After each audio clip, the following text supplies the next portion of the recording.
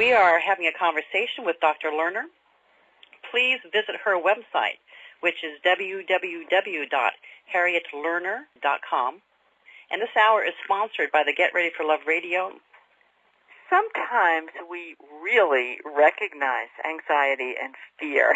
We wake up 3 in the morning, awash in anxiety, and our overactive brain is going to every single worst-case scenarios, and we recognize that as fear.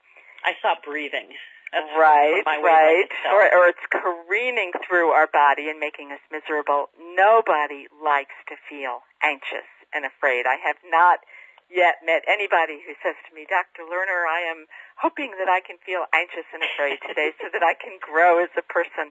So sometimes we recognize the miserable effects of fear, and sometimes we don't. We don't recognize anxiety. What we see, or what I would see as a therapist, is we see anxiety-driven behaviors. Like, for example, you get very, very judgmental and you just have to send that long, critical email to your sister.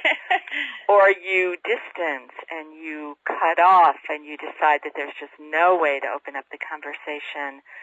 Or you're always forming triangles and gossiping. You're always talking about, to your daughter, well, let me tell you what your dad did now. That there are certain things we all do when anxiety is an underground force. We distance, we blame, we fight, we talk about people rather than directly to them, and we don't feel the anxiety.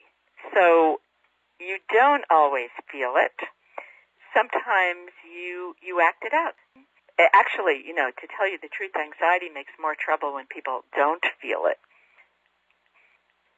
From my perspective, he was healthy to refuse a self-definition that defined him by the very worst thing he had ever done. Guilt is about behavior, and shame is about being.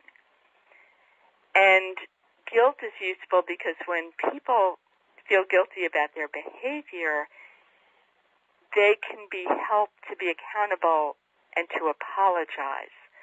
But shame is so devastating, shame being about who you are, that people don't apologize and they're not accountable, and they wrap themselves in layers of denial and blaming other people, which is why the people who have really done the worst harm to you and your family, the people who do the very most unconscionable, unspeakable things, are the people who don't apologize.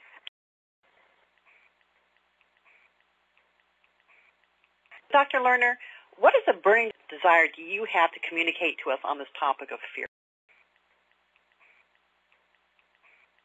Could say, like we talked about, it's important to calm down, it's important to avoid avoidance, meaning if something is important, you act when you're afraid. It's important to understand that fear and suffering and uncontrollable forces will always be with us, and the challenge, we can't get rid of them, but the challenge is how we cope, and that we can move toward clarity, compassion, connection, and courage, even when we're afraid. And that's what my books are about, and that's what the world needs.